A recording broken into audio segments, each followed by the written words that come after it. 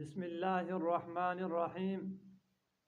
عن عائشة رضي الله عنها عن النبي صلى الله عليه وسلم قال: ركعة الفجر خير من الدنيا وما فيها.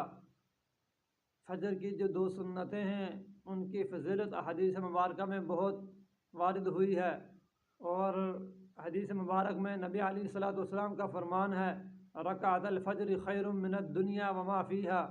فجر کی جو دو رکعتیں ہیں، دو سنتیں ہیں، وہ دنیا اور دنیا ما فیہا سے بہتر ہیں.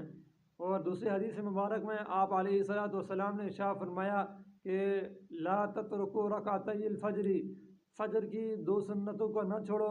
وَإِن طَارَتْكُمُ الْخَيْلُ، اگر گھوڑے تمہیں اپنے پاؤں کے نیچے روند ڈالیں پھر بھی ان کو نہ چھوڑو. تو ان حدیث مبارکہ میں فجر کی دو سنتوں کی اہمیت اور فضیلت ثابت ہوتی ہے.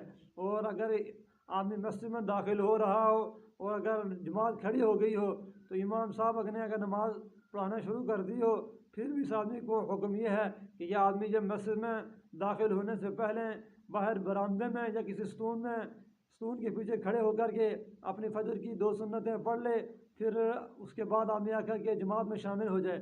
اسی طرح اگر آدمی فجر کی دو سنتیں امام صاحب نماز پڑھا رہے ہوں تو یہ آدمی اگر مسجد میں آ کر کے اس کو یقین ہو کہ میں اتحیات میں امام صاحب کے ساتھ شامل ہو جاؤں گا، تو اتحیات میں اور تشہد میں یہ پہنچنے سے پہلے امام کے سلام پھیرنے سے پہلے یہ آدمی اپنی سنتیں پڑھ کر کے وہ جماعت میں شامل ہو سکتا ہے.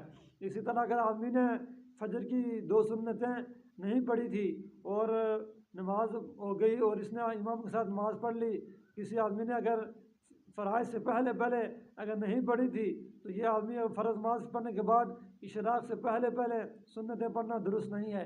اس لیے حدیث مبارک میں آتا ہے: نہا رسول اللہ صلی اللہ علیہ وسلم عن صلاتین وعن بیعتین. حضور نے دو نمازوں سے منع فرمایا ہے اور دو بیعوں سے منع فرمایا ہے. دو نمازیں کون سی ہیں؟ وہ فجر کی نماز کے بعد اور عصر کی نماز کے بعد آپ علیہ الصلوۃ والسلام نے منع فرمایا ہے. اور اگر فجر کی دو سنتیں رہ گئی ہوں تو آدمی زوال سے پہلے کسی وقت بھی ادا کرنا چاہے تو وہ ادا کر سکتا ہے، وہ پڑھ سکتا ہے. اس لیے حدیث مبارکہ میں فجر کی نماز جو سنتیں ہیں ان کی بہت فضیلت وارد ہوئی ہے. وہ آدمی کو پڑھنی چاہیے اور ان کا اہتمام کرنا چاہیے.